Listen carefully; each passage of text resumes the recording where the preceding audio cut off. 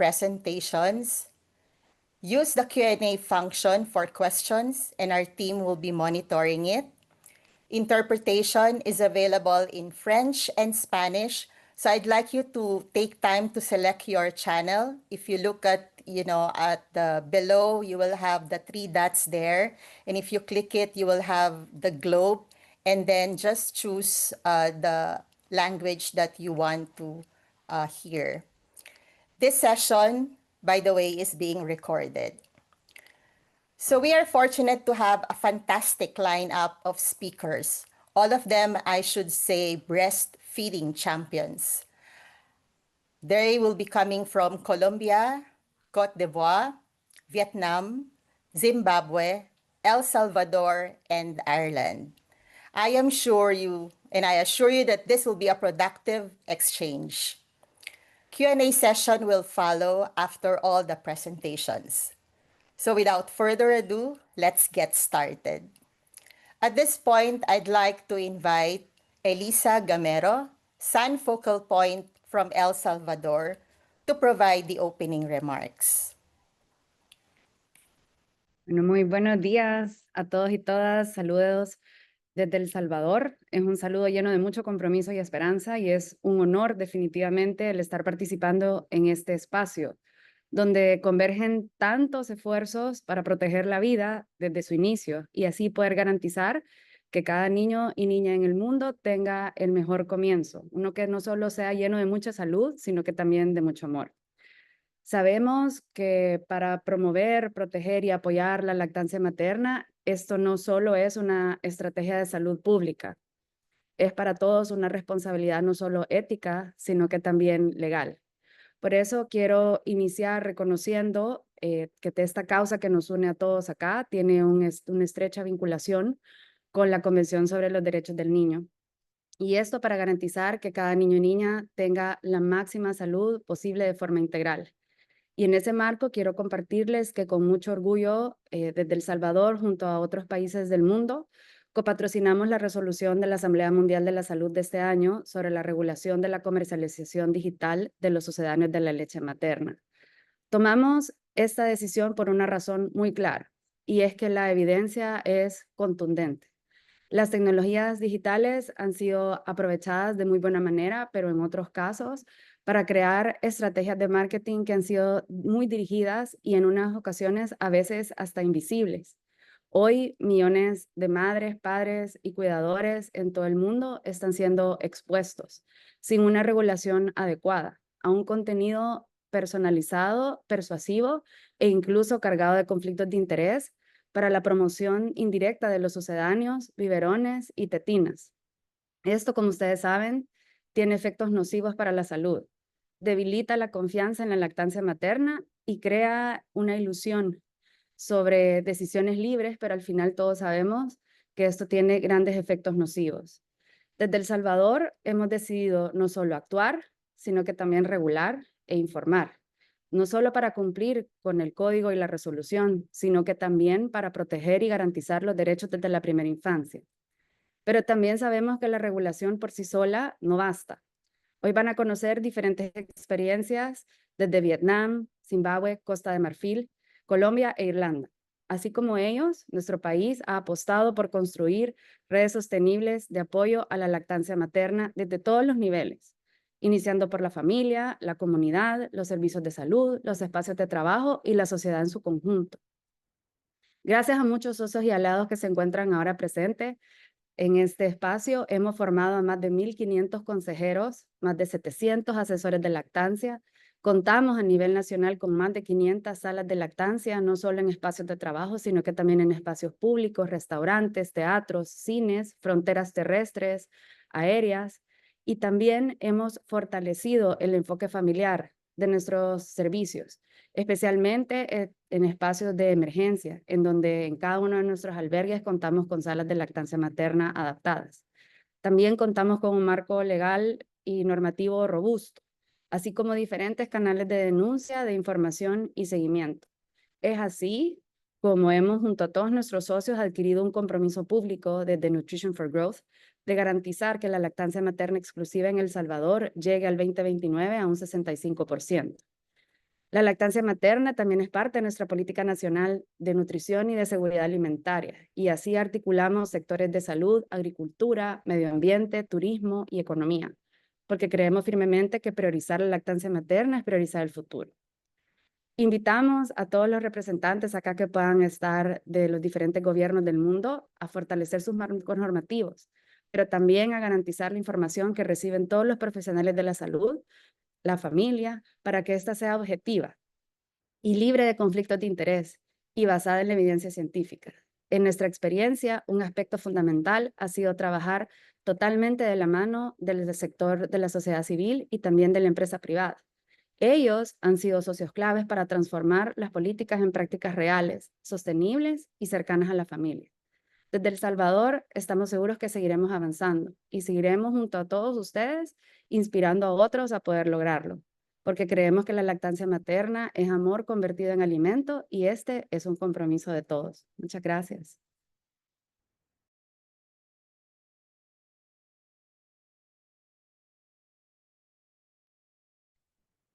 Thank you very much, Elisa Gamero. Really, it's very inspiring to hear you, and thank you for the global leadership on co-sponsoring the World Health Assembly resolution in 2025. And we are really amazed by the 65th exclusive breastfeeding commitment, N4G commitment of El Salvador. So at this point, we will be hearing now some of the success stories and some good practices from our nutrition champion, our breastfeeding champion from the civil society alliances. First, I would like to invite Duong Vu from Vietnam, Program Manager, Alive and Thrive FHI 360. Du, over to you. Thank you, Emily, and thank you, Elisa, for very inspirational opening remarks, and also for the sponsoring the World Health Assembly resolutions. First of all, I'd like to send some photos of the World Breastfeeding Week celebration in Vietnam. Happy World Breastfeeding Week from Vietnam. You can see a lot of breastfeeding billboards in all the most crowded streets, airports, and all the social media in Vietnam.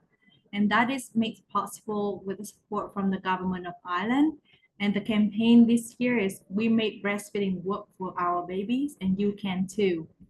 This is a low, very minimal or zero cost campaign because it was made possible under the direction of the Ministry of Health, and we could mobilize the support from the advertising companies for all the free out-of-house advertisements. And the photos are contributed from the online breastfeeding communities themselves. So they say for the first time, breastfeeding is being promoted or advertised widely nationwide in Vietnam. And as you know, that this is also to counterpart the industry promotions that are widespread in social media. 35% of the mothers reported seeing the breast milk substitutes advertisements in Vietnam on social media and digital platforms, while in Vietnam, only 3 health inspectors monitor the marketing violations without any support from technology. You can see here the photos of celebrities promoting the commercial milk formula step 1, and also another brand from German. And that is the reason why the virtual violations detector, an AI powered tool that was co-developed under the direction of the Vietnam Ministry of Health and the Ministry of Culture, Sports and Tourism in 2022. And Vivid used a supervised machine learning to monitor the adherence of the marketing restrictions on digital platforms.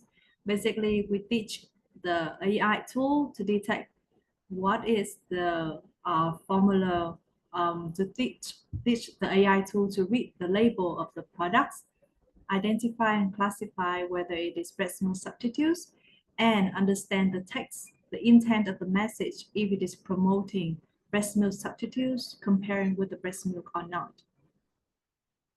And we have published the tool on the maternal and child nutrition manuscript. You can read more here. And in 2023, under the direction of the Ministry of Health, we not only developed Vivid to detect the breast milk substitutes, but also expanded to the alcohol beverages and tobacco online ads. And in 2023, around 77,000 posts were scanned and 6,000 online advertisement violations were detected. 300 alcohol beverages online violations and 900 tobacco violations detected on the social media platforms.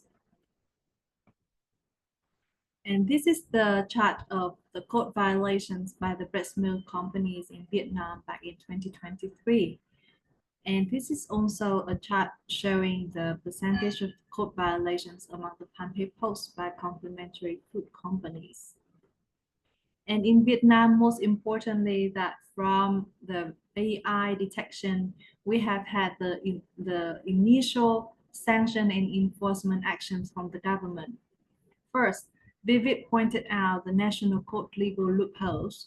That is, many breast milk substitutes products in Vietnam are now self-declared as supplemented food, so that they can circumvent the code. And because according to the law, the supplemented food is allowed to promote or advertise.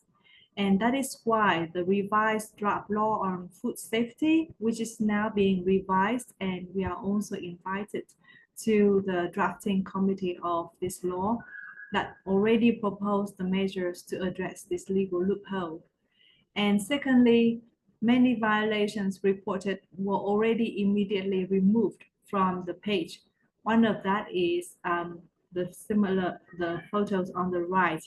That is a hospital official fan page promoted their postpartum services, and it has the photos or video of the baby bottle fed. And upon the detection of Vivid, the hospital had to remove this post immediately, and the Ministry of Health also sent a warning and sanctions. And we are very happy that Vivid now is not only functional in Vietnam, but also in 4 other countries: Argentina, Laos, Mexico, and Mongolia. You can scan these QR codes to learn more about this tool. Here to give you a flavor, a sense of how the tool looks like. This is the page or the tool in Laos. It is the tool in Mexico. It is called Código Lactancia. And yesterday, the Ministry of Health, together with UNICEF and many other civil society organizations, also launched Código Lactancia in Mexico in celebration of the World Breastfeeding Week. And this is a tool, Observermax, in Argentina. And this is a tool in Mongolia. So we find that through scaling up in 5 countries, we find that the AI tool is only added value. The issue expertise is also essential to contextualize the technology. And most importantly, that is how to ensure the AI tools are then, the AI detections are then enforced or sanctions. And it is, we need to make sure that we can bring the government agencies on board from the beginning, and to prevent the unrealistic expectations and losing sight of the real goal, that is to sanctioning or enforcing the law. And that is to highlight the importance of the human intervention or the government in making the code work and protect breastfeeding. And here is our documentation. It takes from 1 month to 10 months. It takes about 10 months through 5 phases in order to scale up Vivid to a new country, from identify the rules to collecting the sample of violations, pictures and text, and then train the model, and then deploy and conduct the user acceptability testing. and continuous learning. And with it, as I have shared, it is not only not only able to detect the code violations, but also be able to detect the violations of the alcohol and tobacco online advertisements. So you can scan the QR code for more information. Thank you very much. Happy World Breastfeeding Week. Thank you very much, Duong. This is really a very innovative intervention, the Vivid, and really help us in terms of upholding the BMS code. And amazing how we are able to already replicate it in other countries. So later on, we will have questions, entertain some questions. So please feel free to post your question on the chat. At this point, we will now go to Zimbabwe. We have with us Kudakwashe Zombe, National Coordinator of Zimbabwe Civil Society Alliance. Go ahead, Kudakwashe.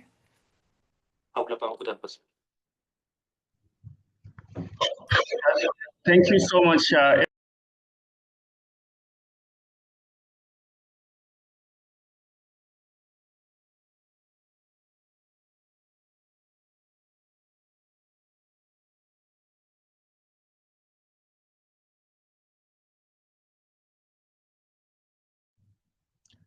It's on English. I don't know what's the glitch, but my interpretation is on English. Thank you so much, Emily. And good morning, good afternoon, or good evening, colleagues, depending on where you are connected from. Let me start by saying that I hope you are enjoying this year's World Breastfeeding Week. And like Emily indicated, my name is Kudakwashe Zombe. I'm with an organization that is called Zimbabwe Civil Society Organization Scaling Up Nutrition Alliance. And we were part of the team that benefited from the small grants sometime in 2019, 2020. And we are going to share with you our experience in implementing a project that we titled Empowering Parliament of Zimbabwe in taking center stage and rolling out parent-friendly workstations in the country. Next slide. So generally, Zimbabwe is a breastfeeding nation, and our exclusive breastfeeding rates are around 49%. However, there is an increased risk of poor adoption of World Health Organization recommended breastfeeding practices, such as exclusive breastfeeding or continued exclusive breastfeeding for the first 6 months of life and continued breastfeeding up to 2 years or beyond. This is because, women are facing quite a number of challenges in terms of practicing breastfeeding, be it in the formal or informal sector. So according to our previous Labor Act, every female employee who would have served for at least 1 year may be granted 98 maternity days, 98 days maternity leave on full pay. That was according to Section 18 of the Labor Act. But I'm happy to announce to you that, this Labor Act was revised, and the 1 year period now has been removed. So all working women are now entitled to 98 days of maternity leave. But if you look at it, you realize that, the maternity leave duration makes it, difficult for women to practice exclusive breastfeeding and continued breastfeeding as a result of the work pressure and breastfeeding burden. And in addition to, unsupportive maternity leave, the working environments or working institutions do not comply with the core values of supporting, promoting, and protecting breastfeeding, because the environment is not, safe for women to be it practice exclusive breastfeeding or continued breastfeeding, as well as expressing breast milk to feed their children later. Next slide. So under this project, we used an approach that we said it's the use of voice and influence in supporting Parliament in scaling up, elements of family-friendly workplaces, policies, and practices. And we targeted Parliament with the intention that, all other government departments as well as ministries will emulate this practice and also establish, parent-friendly parent-friendly breastfeeding stations within their environments. And in this project, we did not work alone. We collaborated with stakeholders who include, the Ministry of Health, that is the Nutrition Department. We also engaged with the media, who were our voice in the implementation of the project. And we also engaged with the business as well as other government departments, including the Parliament portfolio committees on labor, on health and childcare, and also the Parliamentary Caucus on Women Affairs. And we supported the Parliamentary Portfolio Committee on Women Affairs to table a motion within Parliament. And this motion was debated by 200 members of Parliament. And the resolution was that, there was need to establish a parent-friendly room at the Parliament building in Zimbabwe. Next slide. So during our, engagement with parliamentarians, one of the members of Parliament who was our champion then had to bring in a child in Parliament, and that is against the standing rules and orders of Parliament. But her aim was to prove that, the working environment was not supportive of breastfeeding. And we also engaged with the First Lady. And, in a statement, she advocated, we also engaged the First Lady, that is during the 2020 World Breastfeeding Week commemorations. And in a statement, she advocated for, the government to put in place measures to ensure that, working women are supported in terms of breastfeeding. Next slide.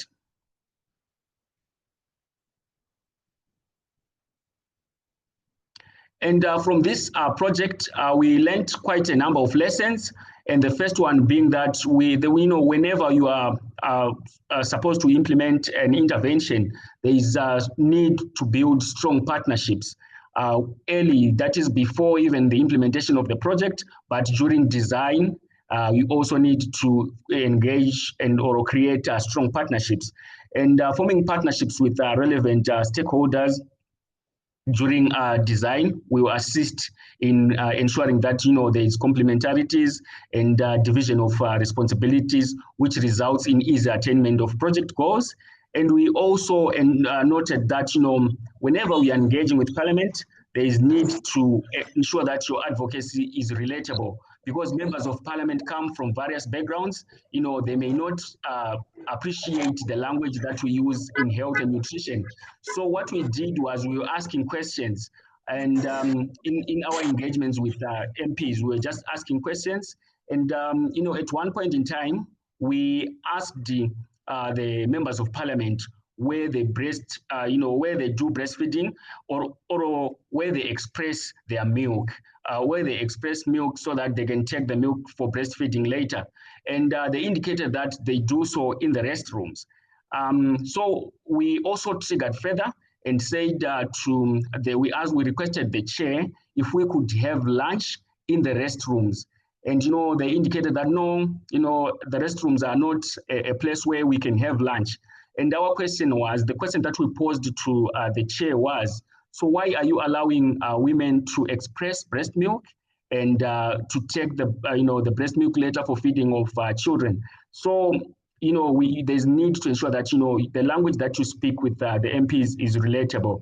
And we also noted that, in engaging with Parliament, there's need to appoint champions, because, the MPs are likely to listen to their peers. So we learned that, there's need to appoint nutrition champions within Parliament.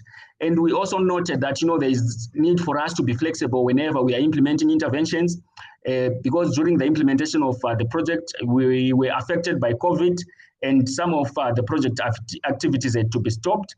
But we adapted and ensured that, we achieved our project goals on time. Next slide.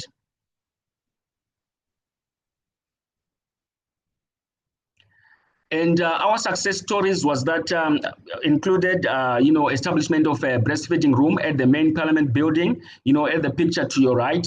That is, the couches as well as the table that we provided to parliament. And we also supported them with a fridge. And, we've also noted that, there are other companies that have adopted this similar approach. And these companies include Lafarge Cement Manufacturing Company, as well as Chogugudza Primary School. And, we have realized that many of the companies in the country now are awarding women at least 1 hour of breastfeeding break. And recently, as a country, we revised the Public Health Act, which speaks to SI 192 of 2024, which is a statutory instrument that speaks to breast milk substitutes and infant and young child nutrition regulations. And the challenges that we faced during the implementation of this project included the resistance that we faced from male parliamentarians who requested that they wanted a gym instead of having, breastfeeding room at Parliament. And it's unfortunate that during the implementation of the project, one parliamentarian passed away, and that resulted in the adjournment of, Parliament, and that affected, the traction that we had in terms of implementing the project. I think this should be my second or last slide. Next slide. All right, so these are just pictures. The one at the top to your left is an engagement that we had with Parliament, and to your right is our senator who was speaking during the handover ceremony of the breastfeeding room, and at the bottom is our team at the breastfeeding room that was established at Parliament. Thank you so much for the time, and Thank I hand you. over to you, Emily. Yeah, thank you, Zombe. Congratulations really on being able to have this parent-friendly room in Parliament. I think that is really a very powerful message, and we really need to have those creative, supportive spaces for our mothers who are working. So at this point, we will now go to Côte d'Ivoire. I'd like to invite Alexis Gballou, Director of Côte d'Ivoire Civil Society Alliance, to share with us about some of their good practices on breastfeeding. Over to you, Alexis.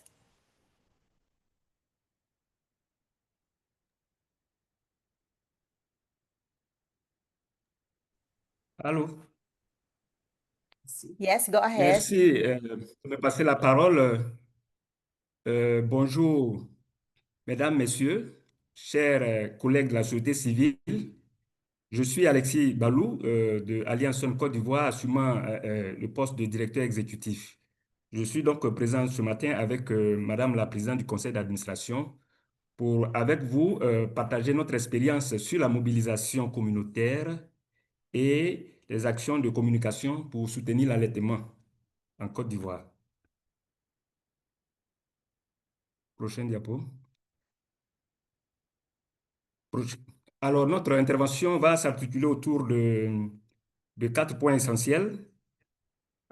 Le contexte, les actions de communication sur la pratique de l'allaitement, la mobilisation par le niveau communautaire avec les comités de veille citoyens de soutien à l'allaitement, la mobilisation par le niveau central avec le conseil d'administration, les résultats et le dernier point, ce sont les perspectives.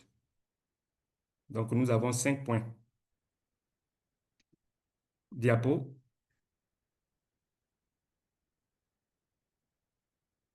Diapo.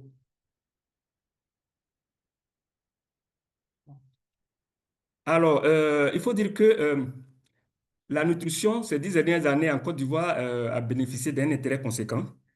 Voilà, un cadre commun d'action a été institutionnalisé. Des politiques, des plans et des programmes budgétisés ont été élaborés et mis en œuvre. Il faut dire que des efforts ont été consentis Cependant, les dernières études de l'Institut national des statistiques de 2020 ont montré que 36,89% des enfants sont mis précocement au sein. 41,1% bénéficient d'un allaitement exclusif pour un objectif national fixé à 72% à l'horizon 2030. Cet engagement appelle donc plus d'actions dynamiques et efficaces. C'est dans ce contexte qu'Alliance Côte d'Ivoire implémente une stratégie pour apporter sa contribution. Donc, au cours de cette semaine de l'allaitement, dont le thème est donner la priorité à l'allaitement, créer des systèmes de soutien durable, nous partageons aujourd'hui à travers cette présentation notre expérience sur la création d'environnements favorables à l'allaitement. Prochaine diapo.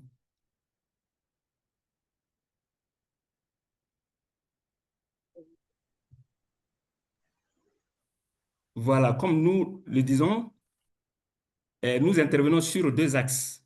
Le premier axe, c'est mobiliser le niveau communautaire autour de la pratique de l'allaitement et de l'allaitement exclusif.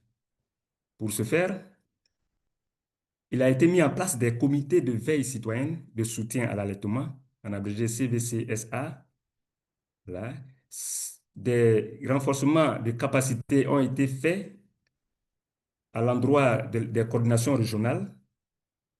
Les coordinations régionales, des coordinations ont été installées dans les régions de la Côte d'Ivoire. Un plan de suivi et encadrement des comités de veille citoyenne et de soutien à l'allaitement a été également élaboré. Des kits, voilà, c'est-à-dire des documents d'orientation ont été remis à ces comités. Alors, dans les villages, dans les communautés, des comités de veille citoyenne et de soutien à l'allaitement ont été installés dans les régions où Alliance SUN Côte d'Ivoire a intervenu. 6 régions pour le moment. Alors, comme on l'a dit, ces comités ont été renforcés. Voilà. Et ces comités sont constitués de 4 personnes plus le chef du village, ça fait 5. Voilà. 2 garçons et puis 2 femmes. On tient donc compte de la parité genre. Et au sein des communautés, ces comités mènent des activités, voilà, de nutrition. Et leur activité est suivie par le bureau de coordination régionale qui sont mis en place dans les différentes régions. Et ça, c'est dans les communautés, le volet mobilisation au niveau communautaire. Sur l'axe 2, il s'agit de mobiliser par le niveau central autour de la pratique de l'allaitement et l'allaitement exclusif. Le conseil d'administration a sélectionné des ambassadeurs de nutrition de la Côte d'Ivoire, de la société civile. Le conseil d'administration organise chaque année des journées de l'allaitement exclusif. Et pour atteindre la population, le conseil produit et diffuse des capsules de sensibilisation via les réseaux sociaux et plusieurs canaux de communication dans les communautés. Des séances de formation sur le régime alimentaire des femmes enceintes et allaitantes sont réalisées dans les différentes régions au niveau des coordinations régionales et au niveau même des communautés. Il y a aussi des formations sur le dépistage avec le MUAC dans les communautés qui est aussi réalisé pour que ces communautés, les ménages, arrivent à dépister la malnutrition elles-mêmes. Voilà, pour que s'il y a des alertes, déjà les comités de citoyens là puissent les accompagner dans les centres, voilà, dans les centres de santé, ou bien organiser aussi des prises en charge communautaires. Des missions de suivi et évaluation sont aussi réalisées au niveau du conseil d'administration. Prochain diapo. Prochain diapo.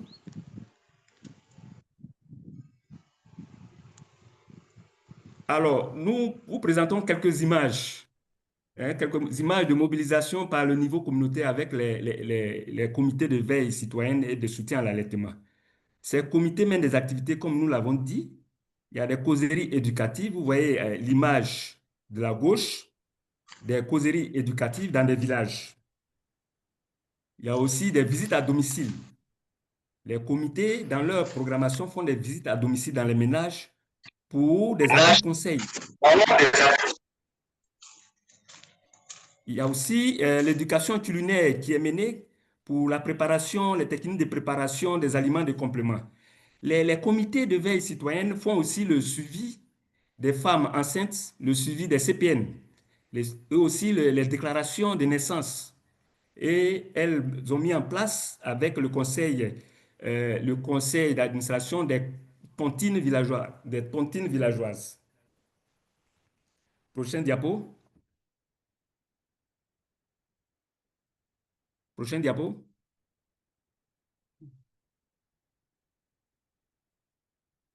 Prochain.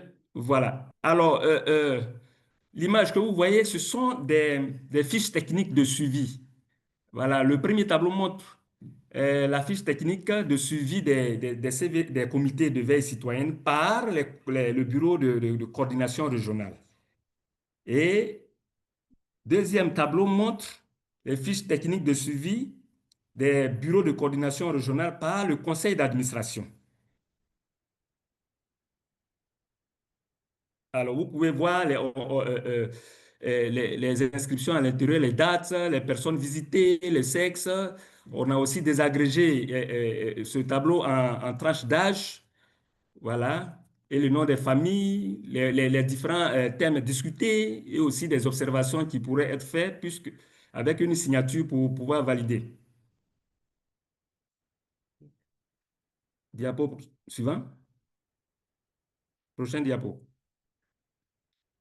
Alors, ces images que vous voyez, ce sont des images qui expriment les activités que le conseil d'administration mène.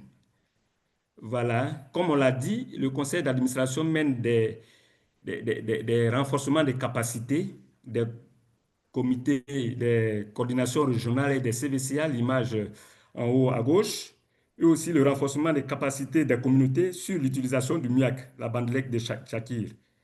Et à ces activités, voilà, les autorités sont impliquées, puisque l'affaire de l'allaitement est l'affaire de tous, tout le monde est concerné. Et aussi, lors des journées de l'allaitement, il y a aussi des défilés qui sont organisés. À travers ces défilés, des messages sont diffusés dans dans les différentes localités. Vous pouvez voir sur l'image en bas à gauche. L'image au milieu à gauche, ce sont les mobilisations en salle où des discussions et des orientations sur l'allaitement sont produites. Le conseil d'administration aussi rencontre des autorités traditionnelles pour un plaidoyer pour permettre à la femme aussi de pouvoir s'exprimer sur les questions de nutrition dans les ménages. Vous pouvez voir l'image juste à l'extrême droite en bas, une rencontre avec les autorités traditionnelles. Prochain diapo. Prochain diapo, s'il vous plaît. Alors, comme on l'a annoncé, le conseil d'administration, avec toutes les organisations membres, ont sélectionné des ambassadeurs de nutrition. Le monsieur que vous voyez, c'est un acteur de cinéma, un comédien connu de tous, qu'on appelle Michel Gou. Voilà, avec lui, nous faisons des capsules de sensibilisation. Avec lui, nous rencontrons les parlementaires pour des plaidoyers et aussi certaines autorités. Il y a aussi l'autre ambassadeur, prochain diapo. L'autre ambassadeur, c'est une dame, Madame Agnès Crédit. Elle est reine-mère du royaume des Bras. Alors, on va donc laisser un peu le temps de pouvoir, en quelques secondes, écouter ce spot. Le premier spot, s'il vous plaît. Le premier pour Michel Gou d'abord. Alors, écoutons donc notre ambassadrice.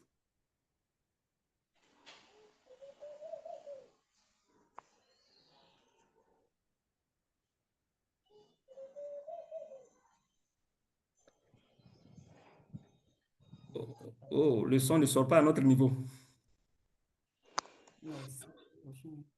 Yeah, Alexis, I think there is no sound. Oui, nous vous attendons parler, mais la vidéo, nous n'attendons pas de son.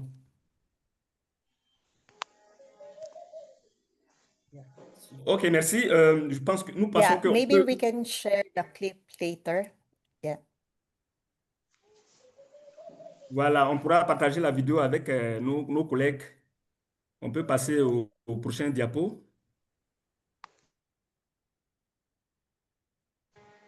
Prochain diapo. Thank you. Apologies, everyone. I was hearing it on my side, but I couldn't make it. I don't think it's Merci. transmitting. Okay.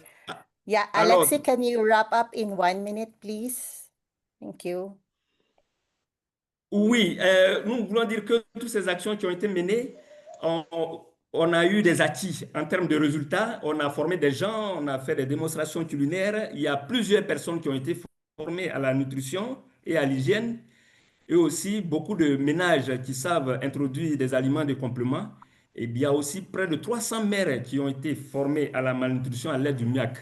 Voilà, le taux donc de l'allaitement est passé en Côte d'Ivoire de 26% à 36%. Ce sont les données nationales. La pratique de l'allaitement exclusif sans ajout d'eau est adoptée dans les 46 sur 56 villages concernés par les activités des CVCA. Les chefs des villages, les chefs traditionnels sont aussi impliqués dans la sensibilisation. Il faut dire que Alliance SUN Côte d'Ivoire aussi a des perspectives. Prochain diapo rapidement. Prochain diapo.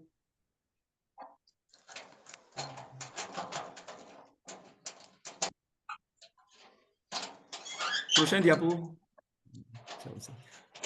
Alors, donc, nous avons des perspectives. Il s'agit de créer des coordinations dans 10 régions, des comités de veille citoyenne dans les villages de ces 10 régions, de redynamiser ou créer des tontines villageoises pour soutenir l'allaitement maternel exclusif. Il faut aussi créer une maison de la nutrition dans au moins 5 des 10 régions et aussi vulgariser le dépistage de la malnutrition par les ménages à travers l'utilisation de la bandelette de Shakir, le MIAC. Je vous remercie pour votre attention. Merci. Thank you very much, Alexis, for that sharing and for reminding us about what role can community really do in the promotion of breastfeeding. Okay, at this point, to complete our sharing, so we will now go to the Colombia Civil Society Alliance, and I'd like to invite Juan Carlos Burgos Castro, nutritionist, Fundación Éxito, to share with us about their experiences. Over to you, Juan Carlos. Bueno, muy buenos días, Emily, a todas las personas que nos escuchan en todos los países del mundo. Muy buenos días desde Colombia. Voy a compartir mi presentación.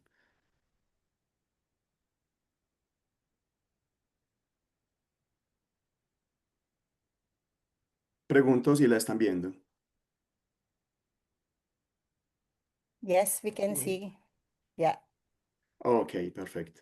Bueno, entonces mi nombre es Juan Carlos Burgos, soy nutricionista, hago parte del área de inversión social de la Fundación Éxito. Es una organización de la sociedad civil que en Colombia trabaja decididamente para erradicar la desnutrición infantil, haciendo un énfasis supremamente fuerte en la lactancia materna porque la entendemos como el primer antídoto, la primera vacuna para prevenir la desnutrición crónica. Nosotros lideramos a nivel nacional desde hace 11 años una campaña de movilización social denominada Lactatón, con la cual queremos cada 1 de agosto visibilizar bastante la práctica de la lactancia materna y realzando obviamente todas sus bondades. Trabajamos durante los 12 meses del año, pero particularmente en el mes de agosto y puntualmente el día 1 de agosto es cuando hacemos la mayor fuerza posible para que la estrategia de movilización social Lactatón sea todo un éxito. Nosotros somos una organización que particularmente en esta década financiamos el Plan Decenal de Lactancia Materna y Alimentación Complementaria para Colombia, por lo que nuestra apuesta es decidida con respecto pues, a esta práctica salvadora.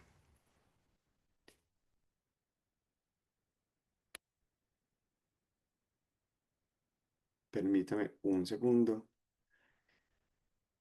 Yo pregunto si están pasando las diapositivas. No, no Bueno, están pasando. ok, creo que ya Ah, en este bueno, momento ya, sí. ya pasaron. Perfecto, ok. Bueno, entonces, para hablar antes de la esencia de mi presentación, que es la lactatón, pues todos sabemos las bondades que tiene la lactancia materna. Existen diversos estudios y supremamente robustos que hablan acerca de la importancia de esta con relación al crecimiento físico y al desarrollo cognitivo de los niños.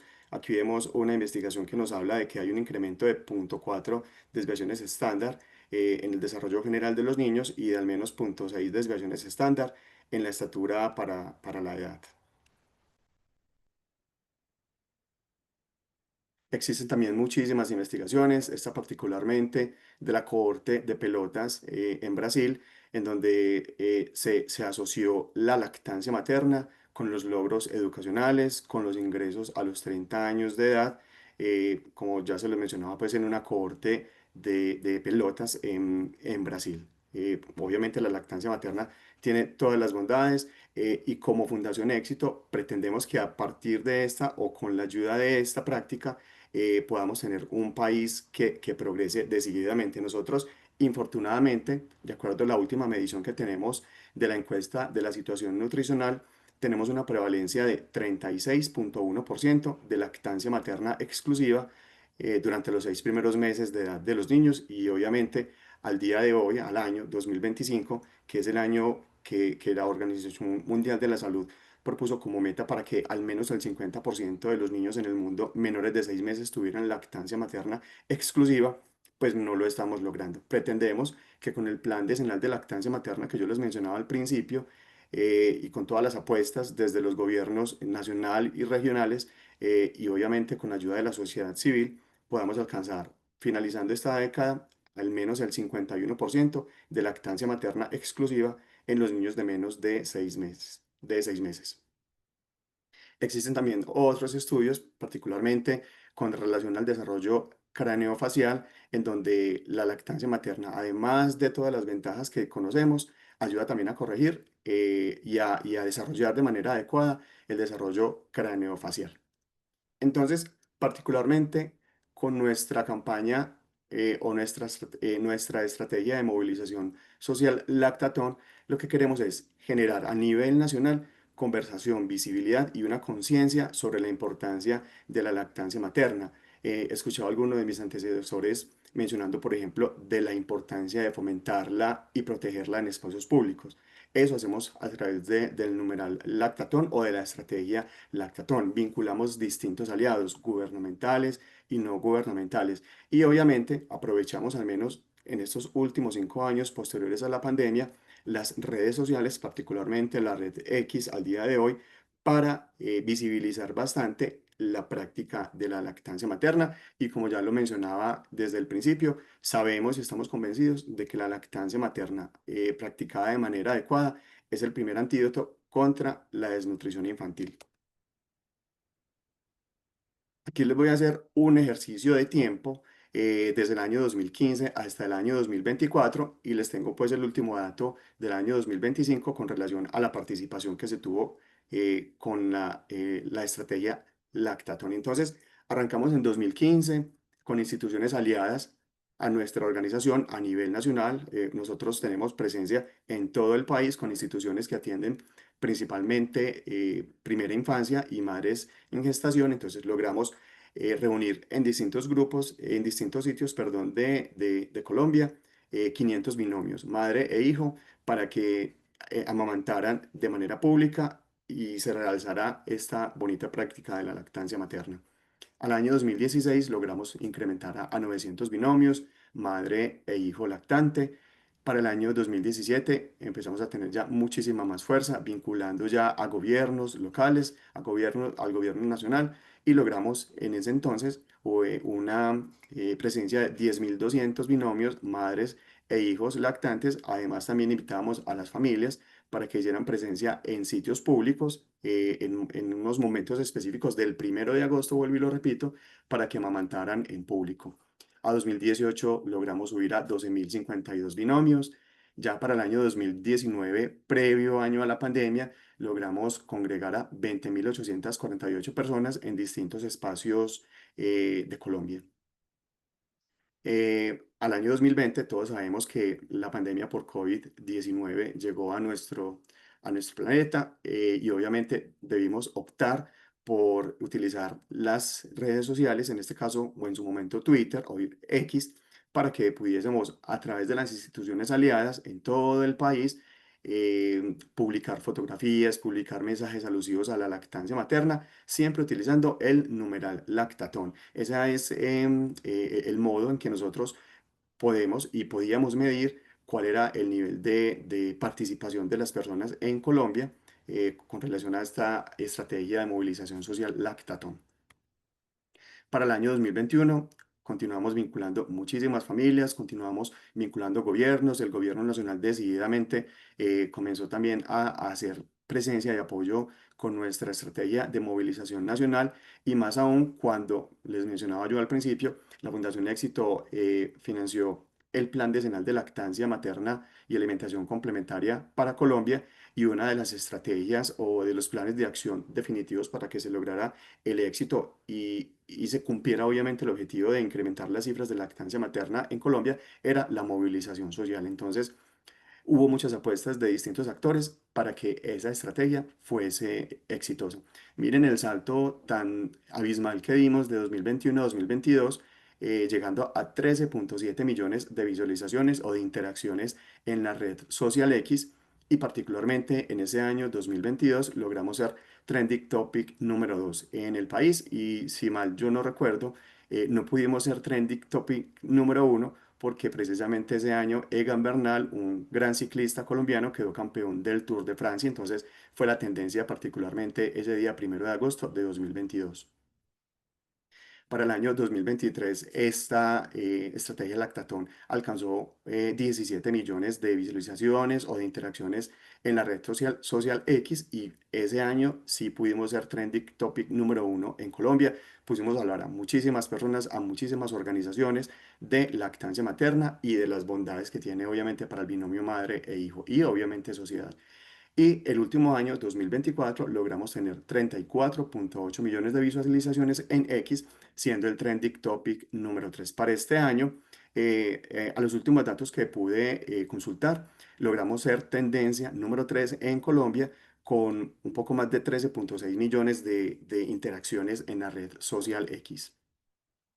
¿Qué hacemos nosotros particularmente? Entonces, tenemos una red de aliados consistentes en alianzas gubernamentales.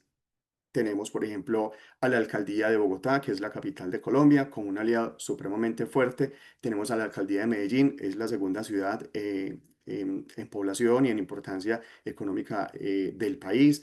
Tenemos otros gobiernos locales de distintas zonas del país, personajes políticos, concejales, en fin, una serie de actores gubernamentales que suman para que esa estrategia de movilización social lactatón sea totalmente exitosa. Y obviamente contamos con organizaciones no gubernamentales y de la sociedad civil, como en este caso la Alianza SUN Colombia, que nos apoyó bastante en el desarrollo de esta estrategia lactatón.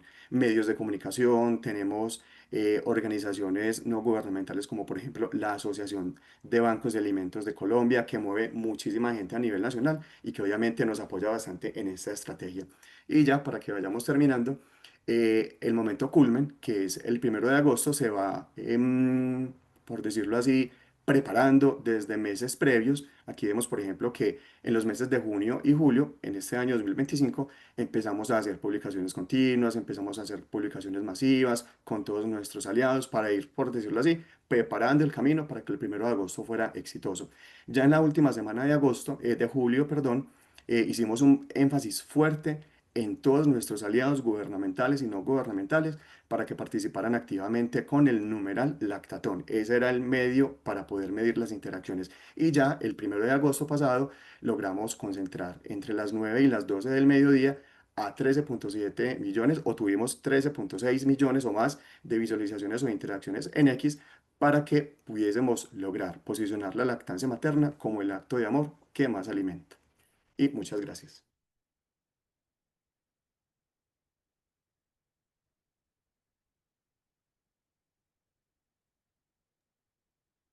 Thank you very much, Juan Carlos. That is really very impressive, having that nationwide lactathon campaign to raise awareness on breastfeeding and malnutrition prevention. Congratulations. So at this point, after hearing all those inspiring stories about breastfeeding promotion, I'd like to invite Paul Troy of Irish Aid to share with us some remarks. Troy, over to you. Paul, over to you. Hi, good afternoon, everyone.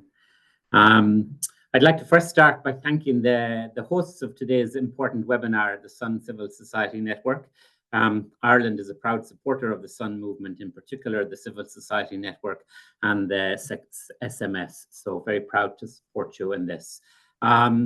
It's not necessary really for me to repeat the importance of breastfeeding. However, we can't overstate the simple fact that breastfeeding protects babies from malnutrition, infections, and disease.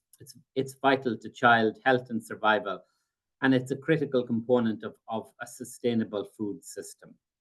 I'm delighted, and it's fantastic to hear the work, the successes and the learnings from Vietnam, Zimbabwe, Côte d'Ivoire, and Colombia today. Civil society is pivotal, not just in promoting breastfeeding, but also in advancing health and nutrition outcomes for women and children globally, especially among the most vulnerable. And Ireland commends their role in this space. For those of you who know, the World Health Assembly target on breastfeeding for 2025 has almost been reached, with rates increased from 37 to 48%. However, we know that greater progress is necessary, but also achievable. Again, the World Health Organization has documented that investments in global nutrition target on exclusive breastfeeding also directly contributed to progress on the other targets on child wasting, child stunting, and overweight in children under 5. So an investment in breastfeeding is an investment in all the other targets. Ireland, with Ethiopia this year, led a resolution that was adopted at this year's World Health Assembly to extend the global nutrition targets. The resolution was co-sponsored by over 40 member states, which many are represented today, and renews government's commitments and extends commitments to address maternal, infant, and young child nutrition. So we can use this resolution, our government's commitments in this resolution, in terms of mobilizing their support. The resolution now includes what we call operational targets. And these targets to increase the counseling on infant and young child feeding and the early initiation of breastfeeding, which are essential actions to address the global crisis of child malnutrition. So there are 2 new operational targets in this resolution that focus on infant and young child feeding and early initiation of breastfeeding. We know from the recently published joint child malnutrition estimates just last month that more extensive efforts are needed for the world to achieve the global targets on stunting, wasting, and child overweight by 2030. Addressing child malnutrition is a policy priority for Ireland's International Development Programme. Our recent pledge at the Nutrition for Growth Summit in Paris this year demonstrates our commitment for the next 4 years to work with governments, civil society, multilateral agents, philanthropy, and others to achieve this objective. And just to briefly mention 1 or 2 of our work, currently, as part of our child wasting initiative, we're working with the World Health Organization in 10 countries, supporting the Baby Friendly Hospital Initiative. We support the Emergency Nutrition Network to coordinate the infant feeding in emergencies core group. And this group is central to global emergency nutrition coordination and provides support to governments, humanitarian agencies, and practitioners to ensure that infants and young children receive optimal nutrition, which includes breastfeeding. We support Concern Worldwide in Somalia, Ethiopia, and Kenya, the Clinton Health Initiative in Mozambique, Save the Children in Malawi, World Food Programme in Uganda, and already I mentioned earlier, Alive and Thrive in Vietnam, Laos, and Cambodia. And all of these programs have a core programmatic component of promoting and supporting breastfeeding. I take this opportunity to call on all of us here to accelerate our collective efforts in addressing child malnutrition, which begins, and I liked the earlier participant who talks of it as being the first vaccination. It begins with protecting, promoting, and supporting breastfeeding and maternal nutrition. Thank you.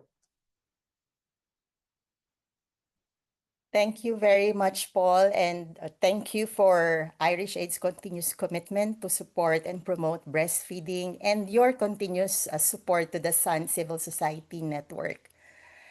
So now we have come to our Q&A. We have really allocated some time so that this will be an interactive platform for us. You have heard those good practices and success stories from the different members of our SUN Civil Society Network. I invite you to ask your questions. You can raise your hand so that I can recognize you. For the meantime, maybe we can start our conversation while we are waiting for some of our participants to raise their... Oh, we have one. Yes, Nadia, please introduce yourself and also address your question to any speaker you want. All Go right, ahead, thank Nadia. you so much. This has been a really beautiful presentation. I'm Nanteza Nadia Malka from Uganda, and I'm a nutritionist and a lactation consultant on my journey to IBCLC. And I run a company, LifeX Africa, where we do all that.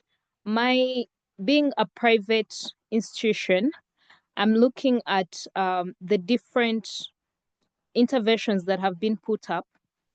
None of them really tackled the involvement of the private institutions. And yet I feel this is a very key aspect because most of the work is done by the private sector. So how are we trying to involve the private sector? And what are the plans with, scaling up nutrition and the civil society network? How do we get to work together? Thank you for your question, Nadia. Anyone from the speakers who would want to address that question? Yes, Elisa. I will answer in Spanish, and maybe the translator could help me to communicate better myself. Yes, go ahead. Bueno, en El Salvador, como usted lo menciona, definitivamente el sector privado es uno de los sectores más claves a la hora de implementar prácticas y acciones que protejan la lactancia materna. Desde nuestra perspectiva, hemos trabajado en dos acciones claves. Uno es el aspecto de la información y la capacitación a las diferentes empresas privadas que no solo quieran implementar salas de lactancia, sino que también quieran tener prácticas más cercanas a la familia desde sus colaboradores, no solo dirigido hacia las mujeres, sino que también dirigido a las familias en general que laboran dentro de las empresas.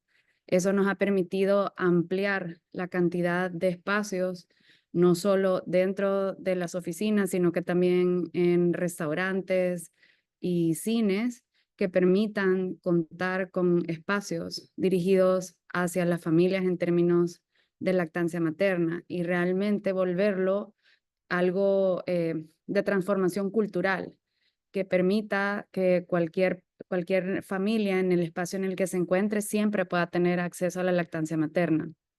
Por otro lado, en el cambio de la normativa hacia el etiquetado de los sucedáneos, también lo hemos hecho de la mano de la empresa privada con el propósito no solo de regular y limitar, sino que también acompañarles en el cambio de etiquetas y establecer el tiempo prudencial que ellos tienen para todo el cambio de lotes de etiquetas que ellos tienen que hacer y garantizar que de mejor manera puedan ir hacia esa transformación en cómo ellos comparten la información de sus productos y el tipo de comercialización que ellos van a poder hacer con la nueva normativa.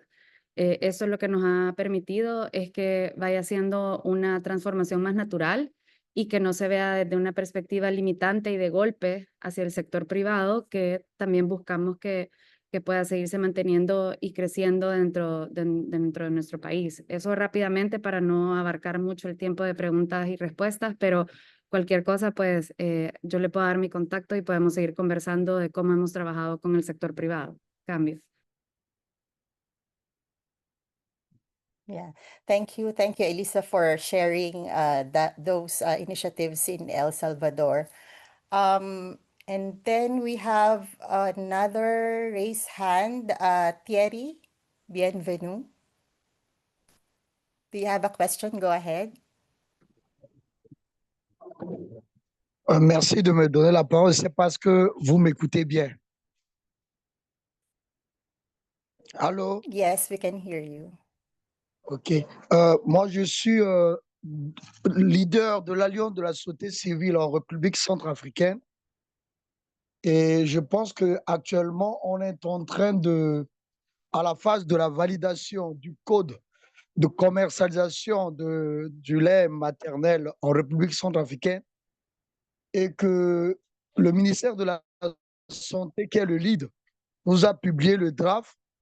Je voulais savoir comment les autres ont fait en ce qui s'agit de l'implication de la société civile dans le processus de la rédaction et de la validation du code de commercialisation de lait chez vous. Si vous pouvez nous partager cette expérience, ça pourra vraiment nous aider de s'approcher du ministère de la Santé et d'être impliqués dans toutes ces phases-là. Je vous remercie.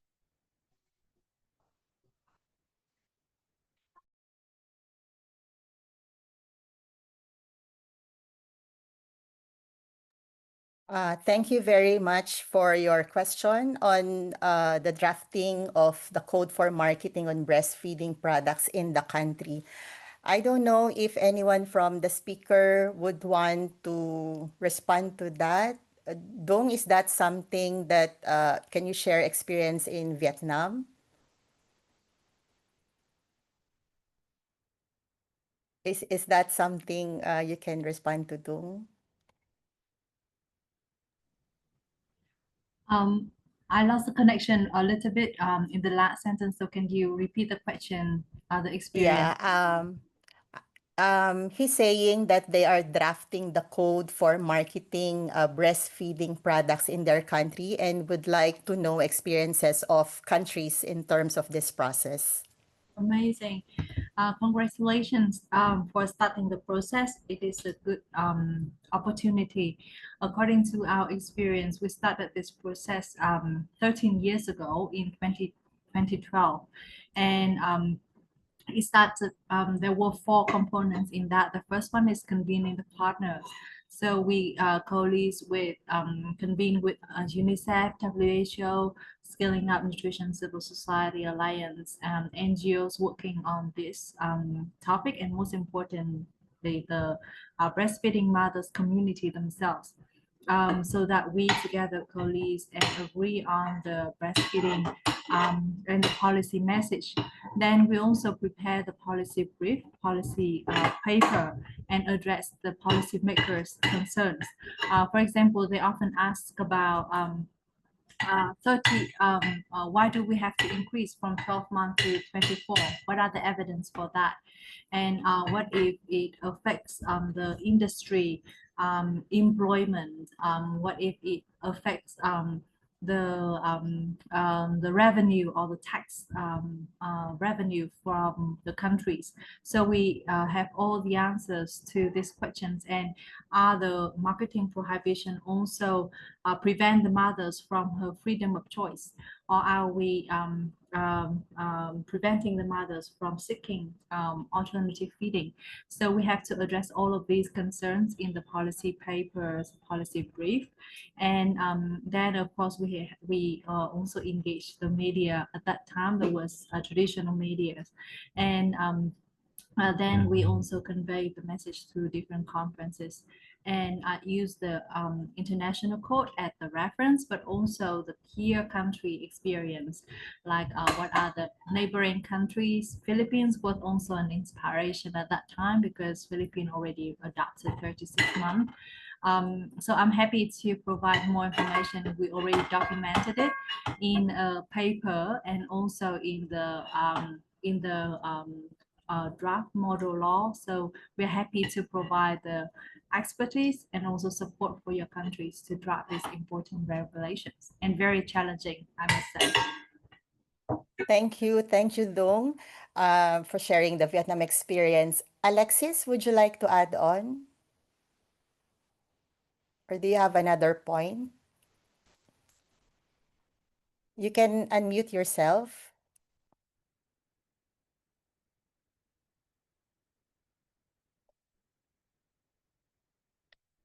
Hi, Alexis. Can you unmute yourself? Oui, allô? Allô, on m'entend?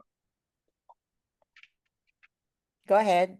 Alors, j'ai levé la main pour réagir sur l'avant-dernière préoccupation concernant le secteur privé. Oui, il faut dire, même si nous ne l'avons pas mentionné dans notre présentation, nous avons une étroite collaboration avec le secteur privé en Côte d'Ivoire. Alliance SUN Côte d'Ivoire a mené pas mal de plaidoyers au niveau des grandes entreprises dans les régions pour que ces entreprises accordent beaucoup plus d'intérêt aux femmes qui travaillent dans ces entreprises-là à l'allaitement, pour créer des espaces d'allaitement. Et aussi pour appuyer les communautés dans des actions de nutrition.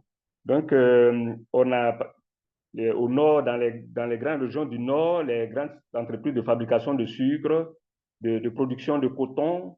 Il y a aussi une des grandes compagnies de transport en Côte d'Ivoire qu'on appelle UTB. Voilà, Alliance SUN Côte d'Ivoire a mené des plaidoyers pour pouvoir que cette entreprise-là, parce qu'au cours des déplacements, il y a aussi des femmes qui allaitent, qui se déplacent. Quelles sont les dispositions pratiques qu'il faut prendre au cours de ces voyages pour que l'allaitement puisse être vraiment dans de bonnes conditions? Il y a aussi des coopératives. La plupart de ces coopératives, ce sont des grandes coopératives de production vivrière et aussi de production de cacao où des femmes allaitantes et enceintes travaillent. Nous les avons approchés et nous avons travaillé sur la question de l'allaitement au sein de ces entreprises. Et cela a été appuyé par le Parlement que nous avons rencontré, bien entendu. Voilà le réseau des parlementaires auxquels nous avons soumis ces préoccupations qui nous a appuyés à rencontrer ces entreprises. Donc, ces entreprises, le secteur privé n'est pas mis de côté concernant les actions de la société civile. Plutôt, c'est un partenaire privilégié pour pouvoir lutter contre la malnutrition en Côte d'Ivoire. Donc, c'est cet élément que je voudrais bien ajouter. Voilà, que je voudrais ajouter.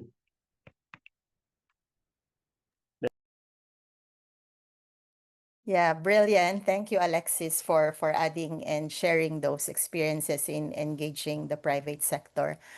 Al-Horum, yes, kindly unmute yourself and ask your question.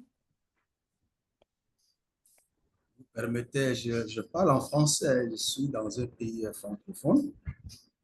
Donc, je voudrais juste apporter un complément par rapport à la question du collègue de la Centrafrique. Tout à l'heure, notre Zara, c'est pas celle qui venait de me précéder qui a intervenu.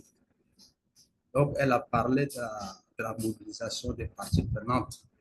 Mais j'aimerais savoir, est-ce qu'au niveau de la Centrafrique, est-ce qu'il y a une politique en matière de nutrition? S'il y a déjà une politique en matière de nutrition, il faut simplement réunir toutes les parties prenantes, comme celle qui m'a précédé a cité l'OMS, l'UNICEF, le Parlement, le gouvernement. Donc, s'il y a déjà une politique, je pense que cette politique peut déjà permettre à ces parties prenantes de faire avancer les choses en matière de nutrition, d'allaitement maternel au niveau de Centrafrique. Donc, c'est un complément.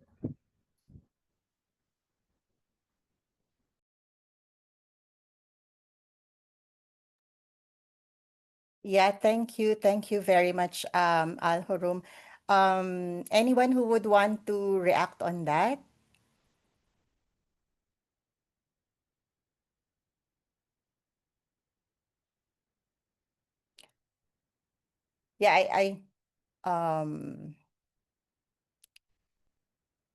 Yeah, I don't know if it's a question on whether or not there is a nutrition policy. Emily. Is that correct? Yo de pronto Yes, Juan quisiera, Carlos. ok, sí, no sé si la pregunta iba dirigida hacia lo que pudimos presentar como Fundación Éxito, pero quiero pues como atreverme a dar como nuestra experiencia en ese sentido en relación a la estrategia de movilización social y de contacto permanente con organizaciones gubernamentales y no gubernamentales.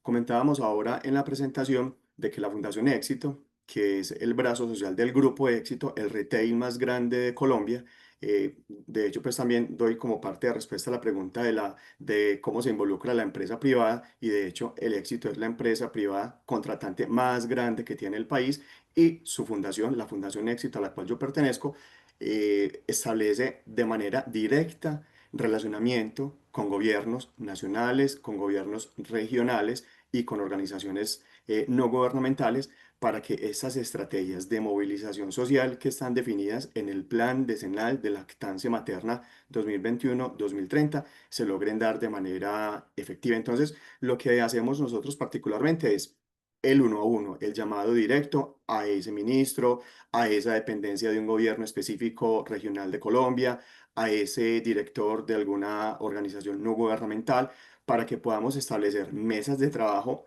con meses previos a la celebración de la lactatón, que como yo les mencionaba era siempre cada 1 de agosto, y de esa manera lograr estrategias diferenciales con cada uno de estos actores gubernamentales y no gubernamentales para que podamos tener éxito final en esta campaña de lactatón. Entonces, creo que mi respuesta a la pregunta que nos hacen desde la República Centroafricana es el contacto directo como fundación que lidera esta estrategia lactatón con cada uno de los actores.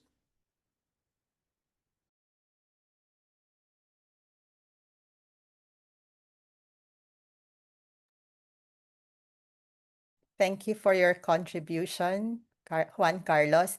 Elisa, would you like to add on? I see you raise your hand. Sí, quería agregar que, bueno, desde nuestra perspectiva también contamos con una mesa intersectorial en el que participan diferentes representantes no solo de la sociedad civil, sino que también del sector privado, Sistema de Naciones Unidas y el gobierno. Esta mesa es presidida por la Presidencia de la República, específicamente por parte de la Primera Dama, y es ahí donde desde la Estrategia Nacional de Nutrición y las diferentes políticas públicas se impulsa la lactancia materna. Pero otro aspecto que para nosotros ha sido clave para el tema de la movilización social ha sido crear una marca país en torno a la lactancia.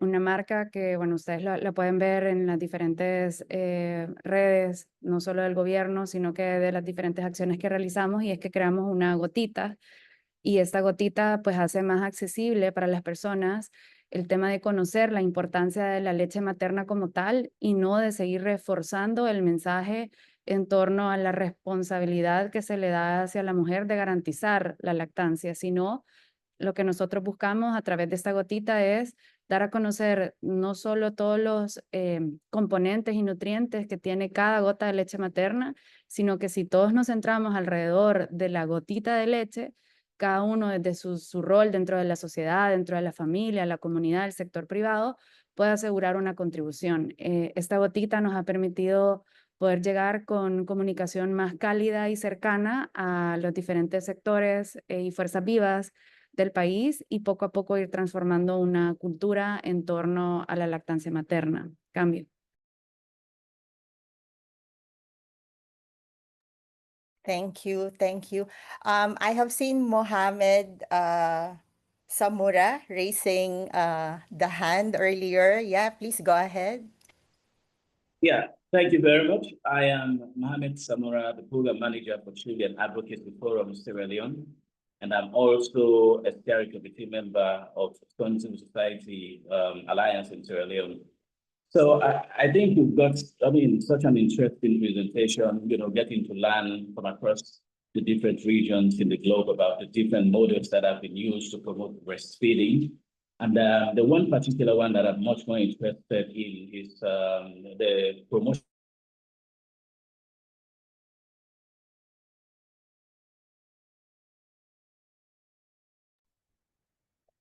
of Hello, breastfeeding at workplace. okay. And we are basically. Can I go? I'm sorry, Mohammed. I think you're breaking up. Maybe we'll get back to you later. Yeah, Zana, would you like to go ahead and ask your question? Good morning, everyone. Do you hear me? My name is Yes, go Dr. ahead. Coulibaly Zana. I'm joining from Ivory Coast, Côte d'Ivoire. I noticed during your first presentation by the tool, and I mean that this tool validated by WHO, who intend to scan the quality of the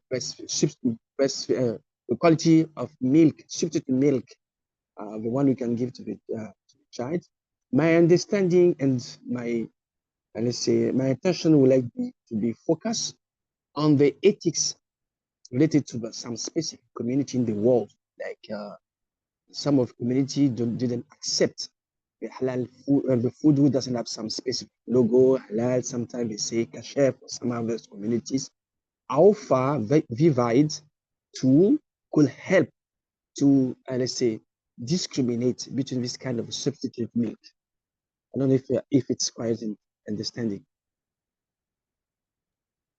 Because it will increase people to be confident, to increase the trust to this the tool. Because if it's made only with a technical component saying that this milk is validated, is recommended by WHO, it's not enough nowadays. Because more and more in community setting, people intend to look for this specific, let's say, component of a culture. It's not me, communities. Yes, but we want everyone, all child, under breastfeeding. But if it's not possible, how can we include this particular, let's say, consideration in scope to increase the level of women giving a qualitative substitute milk to the children? That's all. Yeah. Are you referring to the Vivid tool, Sana? Yeah, exactly. Because the Okay. tool is Yeah. only focused only on technical aspect. How about the cultural part, like halal Yeah. food and kasher Yeah. food and so on. And sometimes they say Yeah. even vegan also. Yeah. Duong, would you like to react on that? Yeah, thank you, Zana, for your questions. Actually, I also had some last slide about the lessons learned and takeaway, and we find that the tool, the AI tool, is just a kind of a hook to support the human inspectors to identify the violations, but then whether the violations will be sanctioned, and also whether the companies will be penalized for such violations, so that such practices will be limited or prevented in the future. That is more important. But we could not deny that it was a very good hook, because when we have a list of all the violations automatically downloaded, published online, it really bring a kind of public pressure on holding the companies accountable. And we have the experience from the countries like Argentina, when recently, after we launched the Observamas, our colleagues in Argentina, they could use the detections from the AI tool Vivid, and they could submit the report to the government, and it really initiated 3 health proceedings to against the companies. So that is really inspiring examples.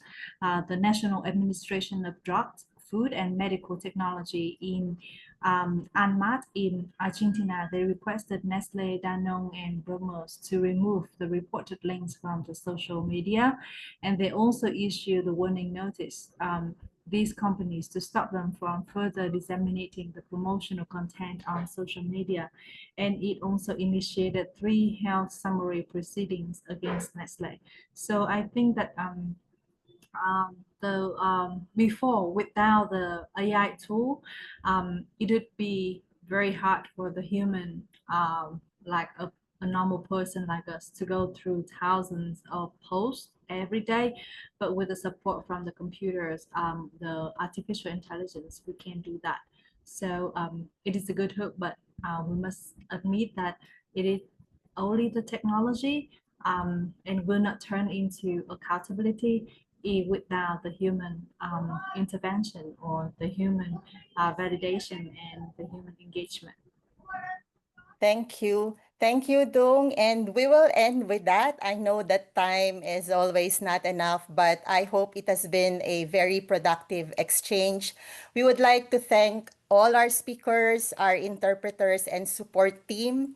Thank you especially to Ms. Key, Ruaida, and Nasgol, who have really worked so hard for this webinar. And thank you to all for joining us today. The recording will be uploaded onto YouTube and shared widely, so please keep an eye out of it. And today has showed that breastfeeding success requires action at all levels. So let's keep this momentum going, because truly breastfeeding is the first food system. So let's give it the attention and investments it truly deserves. Happy World Breastfeeding Week, everyone. Happy World Breastfeeding Week, everyone. Goodbye. Thank you. Bye-bye. Thank you, everyone. Bye-bye.